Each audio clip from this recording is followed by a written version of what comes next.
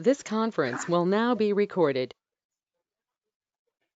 Well, good morning, everyone. I want to thank you for participating in what I believe to be about the 35th to 36th conference call since we initiated these. For those of you who don't know who I am, I'm Wayne Mitchell, and I have the pleasure of being President and CEO of the Nacogdoches County Chamber of Commerce. I want to remind you that we're recording these calls and that members of the media have been invited to participate as well. The calls will be posted a little later today on the Chamber's website in our YouTube section, so feel free, if you can't stay on all day, to join us a little later on that. I'd respectfully ask all of you to put your phones and computers on mute until we're ready for questions and answers. And I want to remind you that the Chamber has a wealth of information available on the Chamber's website at www.nacogdoches.org.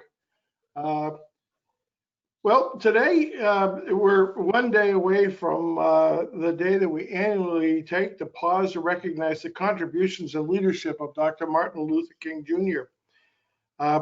Every year I take time out of the day to spend some time listening to the rebroadcast of the incredible speech that Dr. King gave in front of the Lincoln Memorial when he shared his dream for a united America. And I thought yesterday was a more appropriate day than in previous years to listen to that under the circumstances that we're certainly living with. And certainly Dr. King shared his vision of and commitment to equality and opportunity for all in that speech. As we remember Dr. King, I thought it would be appropriate to have one of our outstanding community leaders share his thoughts about the lasting legacy of Dr. King. I'm pleased to welcome G.W. Neal. I first met G.W. when I first arrived in Nacogdoches 5 years ago. His reputation in the area of education, community leadership, and community involvement is unbelievably well known in Nacogdoches and Nacogdoches County. I'm honored to call him a friend, and I look forward to his remarks today. And with that, GW, I'm going to turn it over for some opening remarks, and then I'll follow it up with 3 or 4 questions. So good morning, GW, and welcome to the weekly call. Wayne, good morning. And again, thank you for inviting me to join you. And to all of you, good morning. Wayne, I see a lot of young people that I'm not familiar with. It's been a while. So I'd like to take a few minutes before I share my comments is just introduce myself a little bit more. Maybe Nancy and Gary Ashcraft, a few may know me, but let me introduce myself a little bit to this wonderful group, and thank you. Let me tell you a little bit about myself. I'm a local boy. I'm a Ben, B-I-N, Ben in Nacogdoches. I grew up in the Central Heights area, just north of Nacogdoches. 2 wonderful parents that taught. I'm the youngest of 7 kids. I lived on a farm, taught me all of the skills, and these people were committed to their religion, their faith, taught us about good work and respect, and just wonderful parents. Lived in a wonderful community that's north of the city called North Redland, just past Central Heights. I'm a Central Heights graduate, SFA graduate with a couple of degrees, and I worked with Nacogdoches ISD for about 41 years on the contract as a teacher, principal, central office administrator, and finally as a board member. So I have a lot invested in this community. This is a great community, and I love it. But you asked me to talk a little bit about Dr. Martin, the legacy of Dr. King, and let me share some comments with you. I will. I've jotted some things down, Wayne. I think I'm gonna read those to you so I will not miss. And there'll be times that I may stray a little bit. Hopefully, it will not stray too far. But I'd like to share a few thoughts with you. So let me begin on the legacy of Dr. King. I was on the forum in Central Heights when Dr. Martin Luther King was assassinated in Memphis, Tennessee. but I heard the news. I was 17 at this time. But remember how my family shared many of this Baptist ministers and civil rights leaders' values. My parents had those values. They taught us about uh, doing the right thing, good hard work, being respectful. They taught us about integrity and caring for others. And that small community in North Portland taught us that uh, throughout the entire community. Our country is so much better off, Wayne, because of Dr. King's work and vision. Dr. King dedicated his life to nonviolent struggle for racial equality in the United States. Nonviolent struggle for racial equality, all on the same playing field. The third Monday in January marks Dr. King's Junior Day, honors King's legacy, and challenge citizens to engage in volunteer service in their communities. Yesterday, I had an opportunity to participate in normally we have a march to honor Dr. King, but because of the COVID situation, we did a drive-by in our cars. It was very special. It was an opportunity to honor his work. Then, as I traveled, I noticed the volunteer service throughout the community. You know, this is a wonderful community. I observed people giving back. I saw, and I really appreciate the city, SFA, and school districts. I saw the young people out working, trying to help make our community better. And that's what it's all about. If we can invest in that, because we all love this community, want to be the best. And that's why I think to engage in volunteer service and giving back to our community is so important. This day was established on the life and legacy of Dr. King. Encourage all Americans to volunteer and improve their communities. Americans celebrated the first Martin Luther King Day, which is the only federal holiday for an African American, on Monday, January 20, 1986. How time passes. Dr. King's legacy is important as a voice of Americans' civil rights movement, which worked for equal rights for all. Equal rights for all. Dr. King's leadership contributed to the overall success of the civil rights movement in the 1900s and continues to impact civil rights movements in the present. Dr. King generated strides for equality. The push for civil rights remains a challenge today. Let me talk about equality just for a minute, Wayne. It's so important. I think of equality, I guess I think about being on the same playing field, have the same opportunities. As a little boy, I grew up in elementary school that was segregated.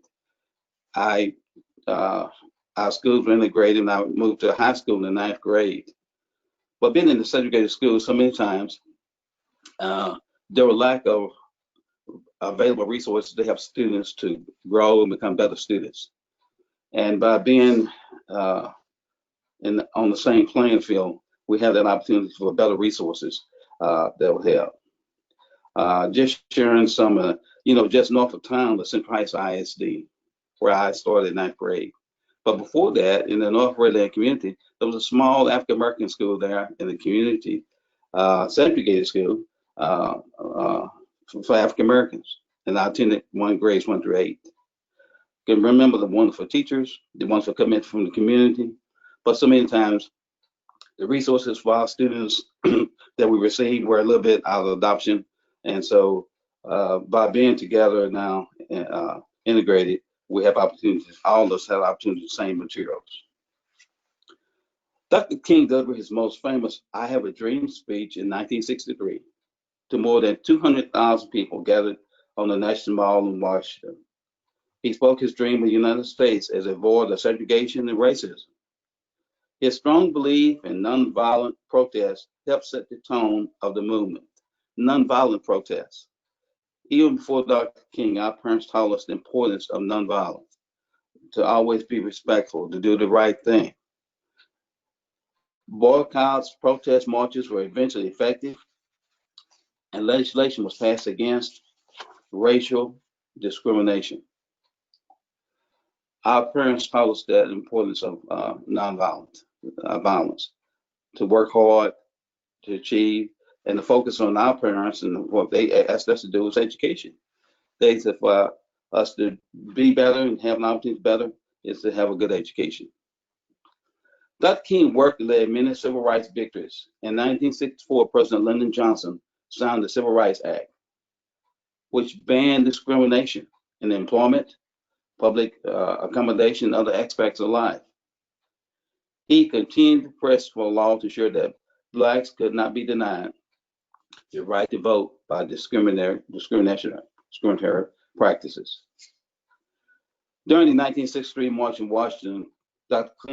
King declared all people should be judged not by the color of their skin, by the content of their character.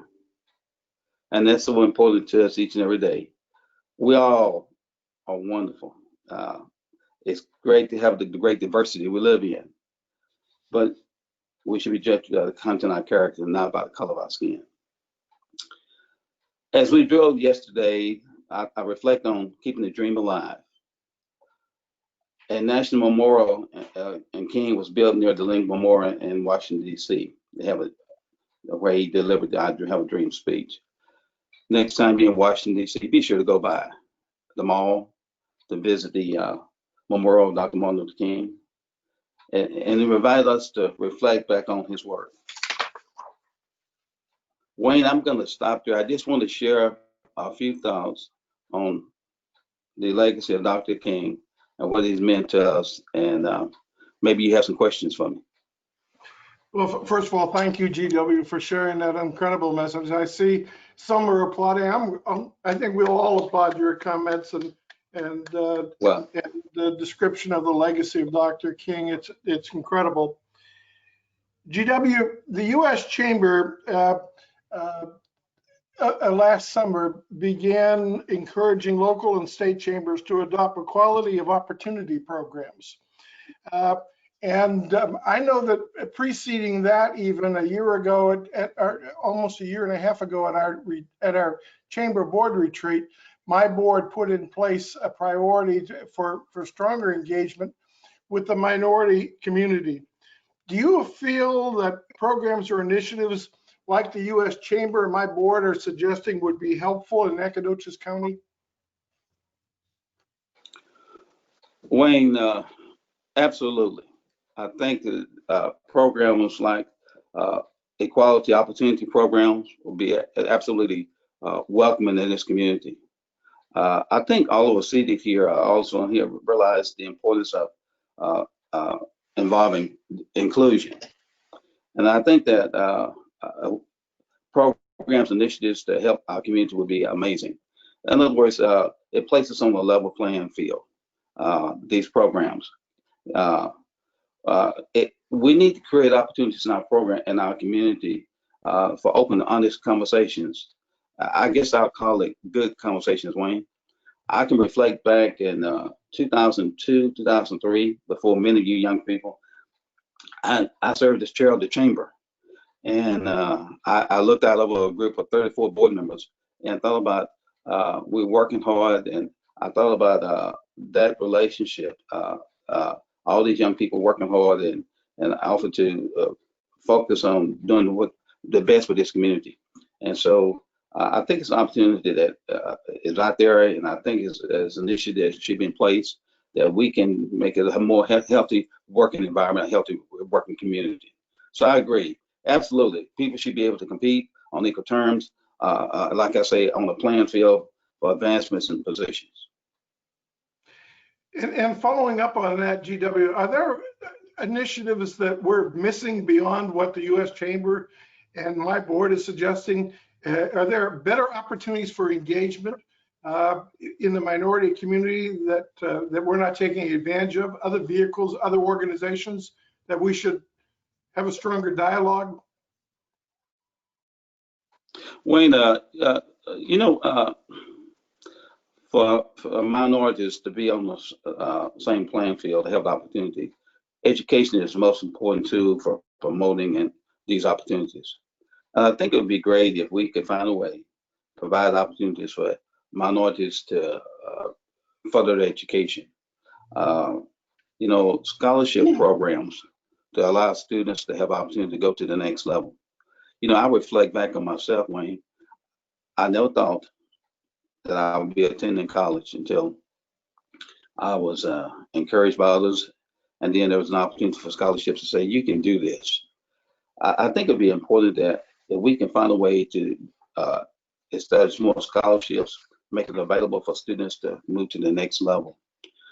Some of our nonprofit organizations in the community work really hard to provide scholarships to students to have an opportunity to go to college.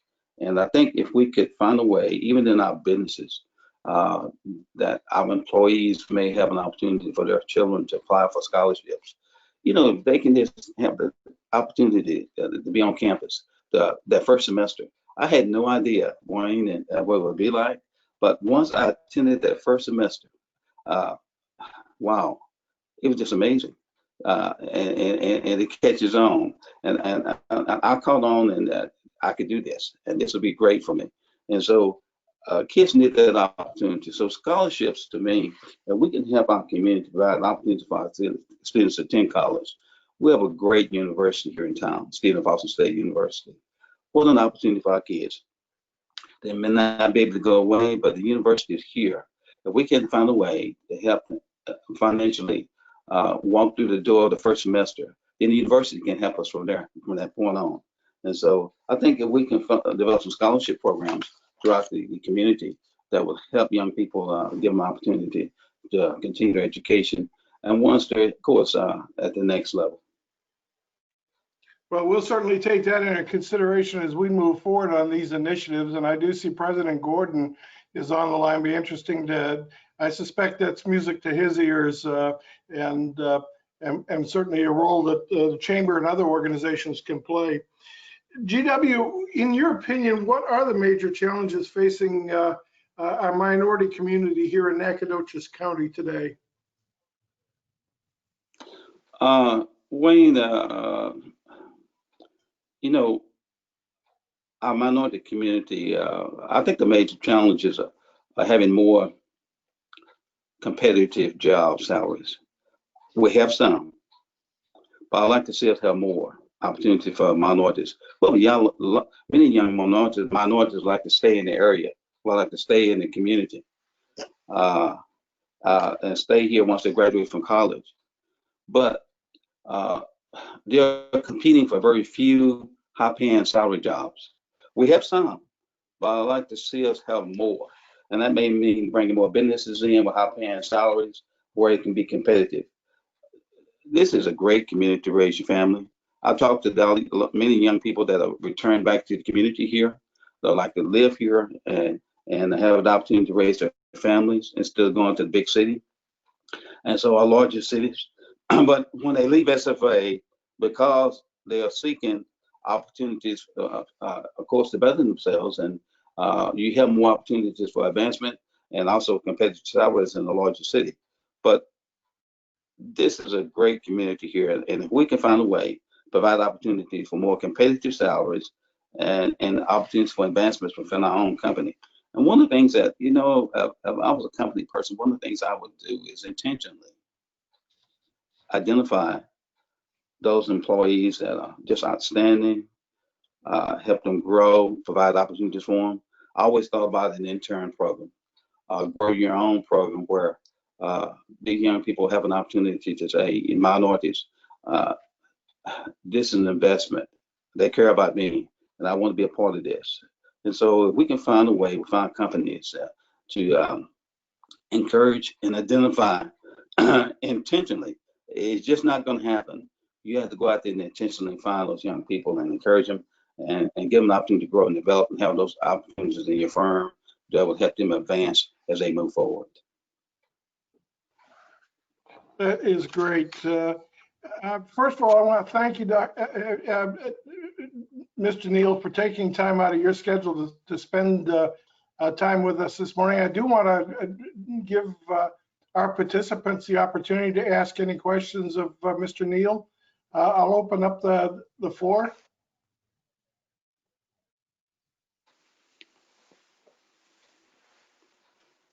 Well, I don't see any green microphones coming on here, so it looks like GW, you've given us some food for thought, and you've answered most of our questions here today. I do want to thank you, Well, GW, and invite you to stay with us as we go through our partner reports this morning. But I want to thank you for taking time and helping to remind us, first of all, the legacy of Dr. King, and second of all, of the work that is yet to be done in Nacogdoches. And I will share your comments with my board members in the next few days, and I suspect others will do the same with their colleagues as well.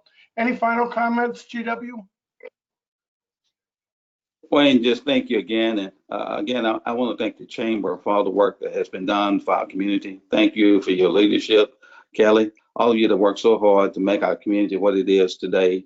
And appreciate all those of you that are on today. Thank you for your commitment to our community. Appreciate your work, and look forward to continuing to seeing the great things happening in Nacogdoches County. Thank you. Thank you, GW. And I want to, again, thank you for your service to the Chamber. As a past chair, I know every year you're invited to our past chair breakfasts, and maybe it's time to recycle you on our board again. I'll have to talk to you about that. So, well, with that in mind, it's a pleasure to welcome the president of Stephen F. Austin State University, Dr. Scott Gordon. Good morning, Dr. Gordon. Well, good morning, and it's always great to hear GW, a great pillar of our community. And I don't want to go without saying how great the organization he works with, the Concerned Black Men of Nacogdoches. What a wonderful organization that is as well. You know, yesterday at SFA, we had our day on, not a day off. We had our day of celebration for Martin Luther King Jr., and it was our day of service. We had several hundred SFA students who participated in a variety of community projects throughout the city and the county. And what a wonderful event that was, and a great way to celebrate the life and legacy of Dr. King. You know, we've had a lot of interesting things happen over the last couple of weeks. We won't even go into the whole snowstorm and the fact that we had to close school down for a day and a half. But one of the other things that happened this past week was the big announcement, probably the worst kept secret in all of the sporting world, and that was the university as well as three other universities in Texas moving to the Western Athletic Conference, which is a huge move. And you know, one of the things that you always look at is what kind of impact does that make for your institution and from the media. And we had about 500 different posts that had over 6 million impressions. And our growth in followers on our various social media websites increased 107%. So we had a tremendous amount of people coming to our websites, looking up SFA. And what we found was, given all of the exposure, we had exposure in about 234 million homes that we would not have had otherwise, which is a value of about $4.3 million. So what you're going to find is that kind of advertising value is going to continue as we move forward in the new conference and expose our academic programs and our university to some of the fastest growing markets in the country, given the fact that southern Utah is in the St. George area of Utah is the fastest growing area in the entire United States, as well as the Phoenix area and other locations in Texas, which Texas is the second fastest growing state in the country. So lots of good stuff there. I'm very excited because several of the people that are on this phone call will be meeting this Friday for our second city, county, SFA, ISD leadership meeting. We had one earlier, or I should say late last year, where we had a variety of conversations around how we can share facilities, share services, develop joint program opportunities, and really look at regional economic development. And so one of the things that we'll be doing is following up on that discussion with some concrete initiatives. And so we'll definitely be reporting on the outcomes of that meeting maybe next week. So that's a meeting that we'll be having on Friday. Other than that, we have classes are underway. We are continuing to work with Texas Department of Environmental Management and our TDEM and looking at testing with curative labs. Our numbers continue to stay relatively stable, and everything seems to be operating as it was in the fall. And let's just hope that continues. And I'll take any questions anybody may have. Questions for Dr. Gordon? Well, it looks like you've answered them all. Scott, thank you again for your leadership. It's exciting to see the students back on campus and Nacogdoches streets filled once again. Thank you. I'm pleased to welcome with us this morning Mario Canizares, the city manager for the city of Nacogdoches. I do want to take a moment and commend the city staff for the incredible job they did cleaning up these streets after that unexpected snowstorm. What a great job, Mario, you and the crew did. Well, thank you, Wayne. I appreciate it. Good morning, everyone. Our folks worked tirelessly these last number of days last week with our road and street crews, along with our solid waste crews picking up trash and limbs. It's no easy task when you have Mother Nature take a toll on an area that people aren't used to. So we did pretty well, but you know, it's always hard. So, but I do appreciate the kind words. My report will be short and sweet. We have a council meeting tonight. We start at 4:30. There are a couple of important items on tonight's agenda or today's agenda that we'd like to get some feedback on from council. One of those is we're looking at potentially changing the notification for zoning change requirements. Right now, we implement or we do the required state minimum of 200 feet when there's a zoning change application, and we're looking to seek direction from City Council if they'd like to expand that to add a courtesy notice so that people are informed when there's changes in zoning, in addition to putting signs out on the property that's being considered to again notify the public that things are happening and they know kind of what options they have to communicate that to the Planning and Zoning Commission and or their City Council, or contact staff to get more details. So that's tonight. The second piece of tonight's meeting, as far as work session items, is to get direction from City Council on a number of studies and initiatives and strategies that we had proposed to them back in early December. We'd gotten good feedback from City Council through a number of these studies. One of those is to do a downtown master plan. Another one is our comprehensive land use plan, along with the housing study and a small area plan around the I-69 corridor. So there's a lot of initiatives that cities do, and one of the things that we would like to pursue is these various initiatives that I just mentioned. And so tonight is kind of get their direction, their feedback, and if they give us the go ahead, then we will proceed with the RFQ process for a downtown master plan, along with an update to the comprehensive land use plan. And while Dr. Gordon was on the call just a little bit ago, he mentioned about the upcoming follow-up to our summit. It was very productive that we had back in December. This is a good opportunity to demonstrate to the community that we are working collaboratively with certainly the county, the school district, ISD, the city, and the university, and making these initiatives happen. And we're looking at a number of different opportunities where we can potentially share some services and find some economies of scale in some of our operations. So more fruit to come, and this will be our second meeting, and hopefully one of many that we'll be having over the coming months and hopefully years to come.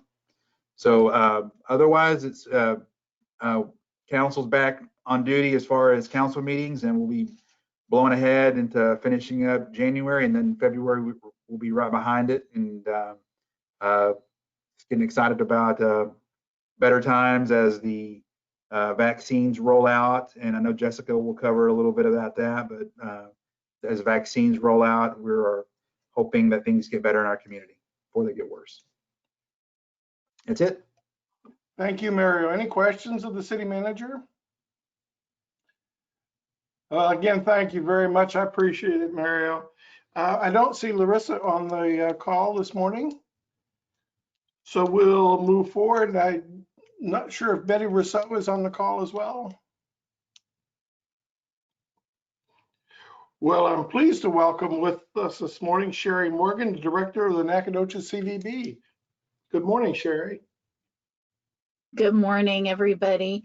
Before I dive into the hospitality update, Gary Lee Ashcraft is on the call watching, but he can't get through on his phone and can't unmute himself. So I'm going to give a brief United Way update. The campaign Better Days Ahead was completed in December, and it was a lofty goal set at the beginning of the campaign of $300,000, and by nothing short of a miracle in this outstanding, generous community that we're privileged to be a part of, we met that goal. And to do that under the best of circumstances would be just awe-inspiring. To do it in the face of a global pandemic really shows the depth of character and altruism in Nacogdoches as a community. With that being over, the campaign part, there's 3 different levels of engagement with United Way. There's donations through workplace campaigns. There's event sponsorship with our turkey trot and day of caring and things like that. But a very special segment called Cornerstone. And to be a Cornerstone donor, it starts at $1,000 and goes up to $25,000. We have great community partners that participate in that Cornerstone program, Rex Periodoplex, Wendy Buchanan, to name just a few. If you're interested in becoming a Cornerstone donor, Gary Lee is going to be focusing his attention on that in this new year. And reach out to him, and money that is raised through Cornerstone will go directly to the overhead cost of running the 501c3 of United Way. Workplace donations go back to our 27 community partners that we help fund, but Cornerstone really goes into keeping the lights on and keeping things moving on an office level. But there are some added benefits of that. There's going to be a podcast that's rolling out soon starring Gary Lee. That should be worth the $1,000 if we're able to keep that on this side of decent.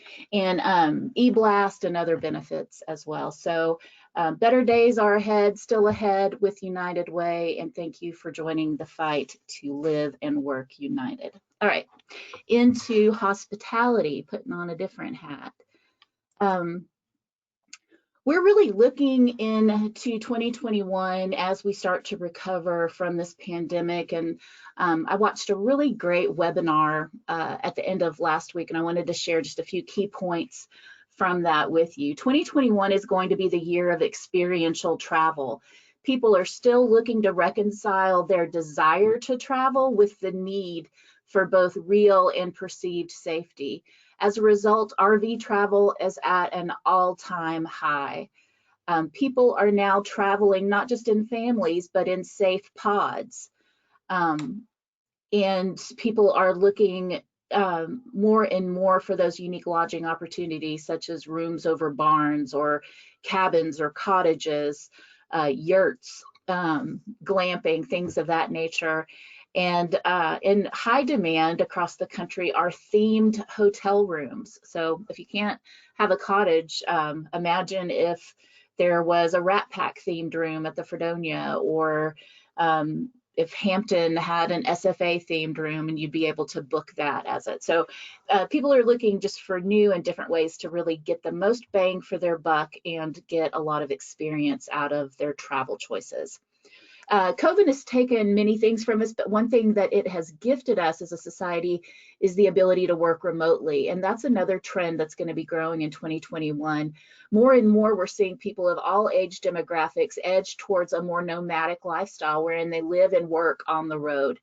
Pay close attention this legislative session in regards to digital growth and access, broadband access in rural areas, because having this in our neck of the woods, find people like Nancy Wyndham and her group, that would really tip the scales in our favor here in Nacogdoches. And it should be no surprise to anybody here that knows him that our local entrepreneur, one of our local entrepreneurs and innovators, Bill Elliott, is ahead of the curve with his offshoot business, NacSpace, that provides a great professional landing spot for these nouveau nomads to work from. We're going to be doing some marketing directly using our community assets that really lend more towards people being able to work remotely while they're here in Nacogdoches. And also in response to the renewed interest in those short-term rentals, unique lodging, the CVB will soon be releasing dates for a series of online webinars that cover how to start this process. So maybe you have a guest house, maybe you have a room, maybe you have one of these structures that lends itself easily to becoming a short-term rental through an Airbnb or a VRBO. We're going to take you and educate people on how to start the process, as well as go over some best practices from seasoned hosts here in our community. As events start to come back here in Nacogdoches, please remember to include your event on our community calendar at visitnac.com. Anyone can submit an event. You don't have to have a password or anything. Be sure to include photographs and graphics with your events. So that is going to entice more people to come. Use this as one of your marketing tools. It's free for you to use. If you need assistance, reach out to Ashley, ASHLEY, at visitnacogdoches.org.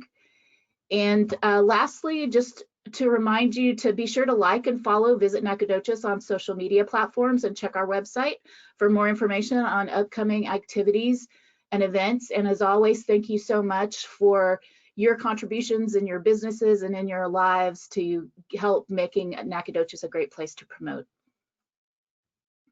Thank you, Sherry. Any questions of Sherry? Again, Sherry, thank you for all you and your staff are doing for Nacogdoches. I guess we've had our report from Gary Lee, so we'll move on. I'm pleased to welcome the President and CEO of the Texas Forest Country Partnership, Nancy Wyndham. Good morning, Nancy. Good morning. Thank you so much. I see Mr. Neal. Is he still on the call? I'm just looking for his name. He was for just a minute ago.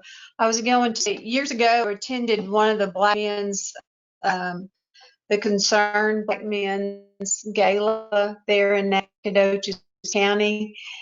And of all of the galas I have attended, is one of the top, well, he's in the top 5 galas I have attended in my whole life. I was so touched and impressed with the hard work, dedication, and commitment that everyone has, and that they brought to life that evening, and it will always play in my heart that I will hold near and dear. I don't know if he's still on the call, but when we can all get back together again, and they get back together for that Concerned Black in Nacogdoches County Gala, please attend. You will be enlightened, and your heart will be touched tremendously by that event and by that group of people. So Dr. Gordon also mentioned, so I'm sure they're still doing great things in Nacogdoches County. But from a regional aspect, I talked to Lonnie Hunt this morning, and then Bob Bishaw. Bob is over economic development. And then I also talked to the emergency, the public safety director, Mike, and he said they've written grant money and they've received money so far to be shipping equipment. I don't know if those of you on the call are aware, but there are emergency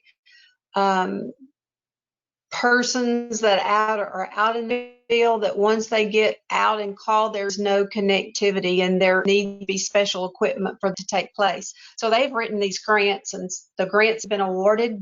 The equipment is in place and they've already been able to set up for 6 counties to do that. So that is increasing the safety and the well-being of all of our citizens in the regions. We're really excited that has taken place. Bob also mentioned, and Dr. Gordon and I know Larissa and all of you are working on the center, the technical center for the grant, and just waiting to hear from that. And Monty said that the 2 grants that we've written for the broadband for our region, they're still waiting to hear, haven't received any negativity. They're just still waiting to hear from that one. We have one of our strategies is healthcare strategy, and a group of us went to Waco last Thursday and visited a group called Prosper Waco. And I found out it is not just a focus on healthcare, it is a focus on all of the community and entities working together. And this particular group is known as the Trusted Broker. So I'm going to be reporting more on that out in the next sessions to come as we move forward with communicating virtually more, but yet we need to come together as a region. And they have a great program. It took them years to put together to where it is now, but it brought so many of the entities together, and I'm very excited about it coming to all of the different counties and all of the regions in our county. I'm sharing the Texas Forestry Association newsletter with Wayne and his team there at the chamber. It's got some great information in there. I've not sent it to you yet, Wayne and Kelly, but I will. But one of the great things that's just recently happened is the mass timber, and I'm focusing on forest and wood products for the second. The first mass timber hotel that's ever been built in North America is in Texas. It's just built a hotel where they have used mass timber. It is a tree house, so when you get this letter, take a look at it. It's really interesting, but we're very excited that they're using our forest and timber products on that one. Also, as you know, there's a group called Keep Texas Trucking. They are standing up against lawsuit abuse in the industry, and then the U.S. forest industry manufacturers. They finished the end of the year strong. There's an article about that. You're interested in reading about that. And also, there's been some COVID relief that will be a game changer for the residential wood heat industry. As we keep abreast of what's going on with all of the industries in our region, forest and wood product, there's a lot of information. There's a lot of opportunities for training and webinars that are for you, and I'll be sharing that with the chamber. I received an email from Angeline College, Esther Campbell. She was talking about the classes for persons that needed to get their GED, and there's also information for forklift operators and skill sets of nature. And then, I don't know, Wayne, I haven't asked you, and Kelly, I'll get the Perryman report from Raven on an ongoing basis. I'll send you information. You can sign up for his newsletter. That would also be really good. He's, as you all know, Ray Perryman has spoken at many of the events in Nacogdoches. I don't know. I see you came online. Do y'all get that, Wayne? Mm-hmm. The Perryman report? Yes. Yes, we do. And then also sharing the lobbyist from the Texas Economic Development Council, Sabrina Brown.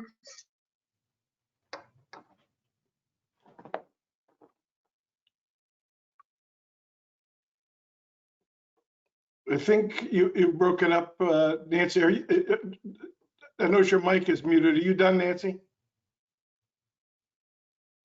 General overview of some of the legislations that's in place. And I notice Workforce Solutions is still on the call, and that's about it.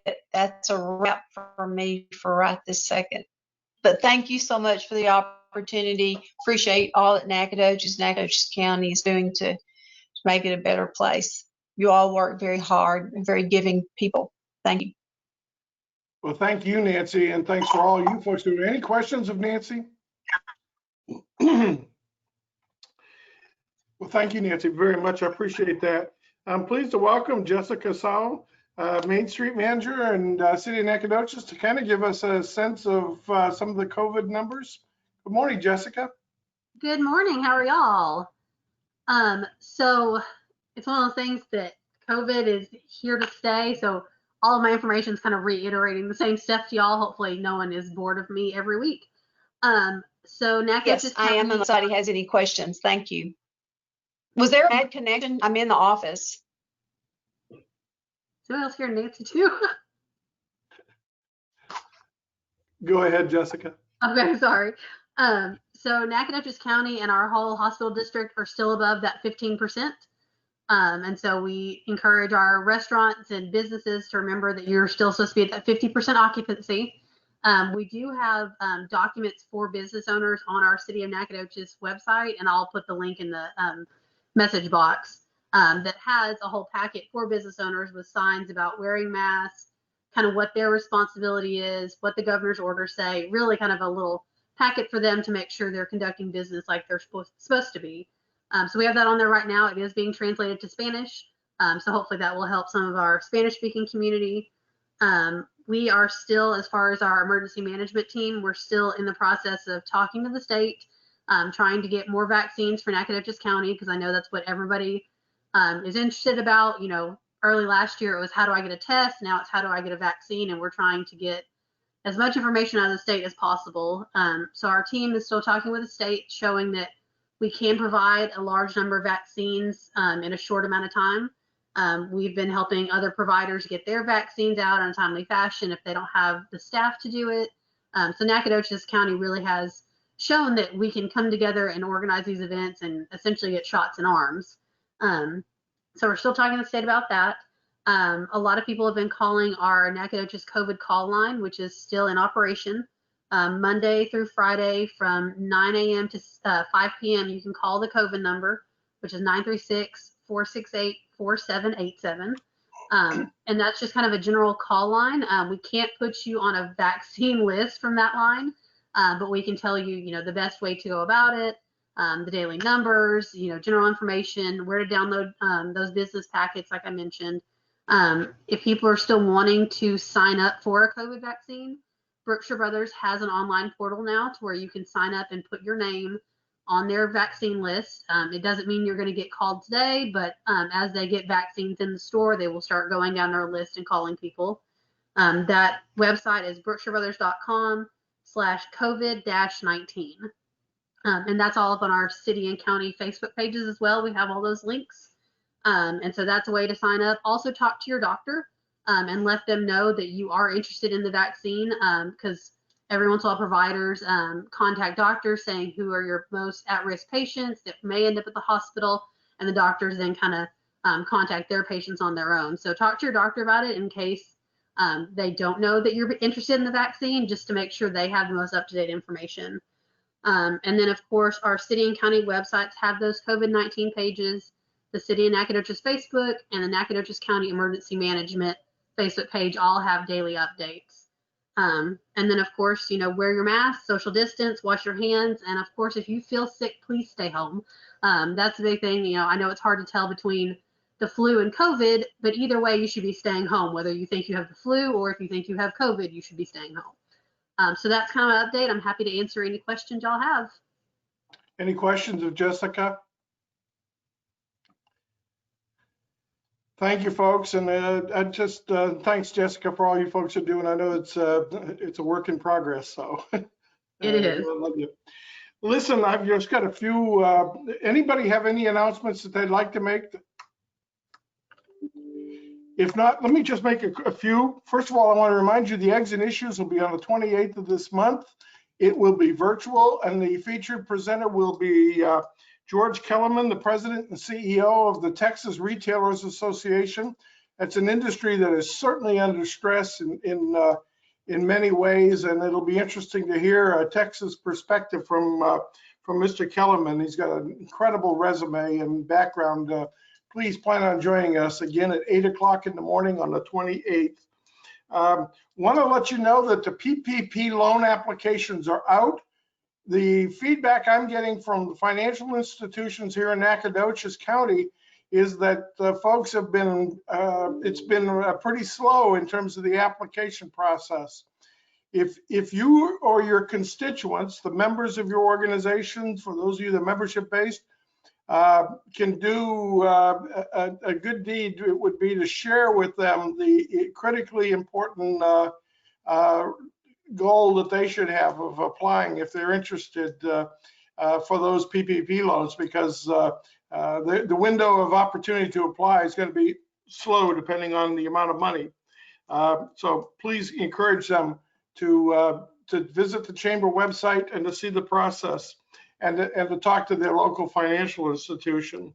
And again, Jessica gave you a pretty good background on the vaccine lists. I will tell you that here at the chamber, we've received numerous calls from folks trying to get on a list, and this information is very helpful to us. Any other questions or comments or announcements anybody wants to make? If not, thank you all for joining us. Thank you, GW Neal, for being our extraordinary presenter here today, and I hope you all have a safe and prosperous week. Thank you very much.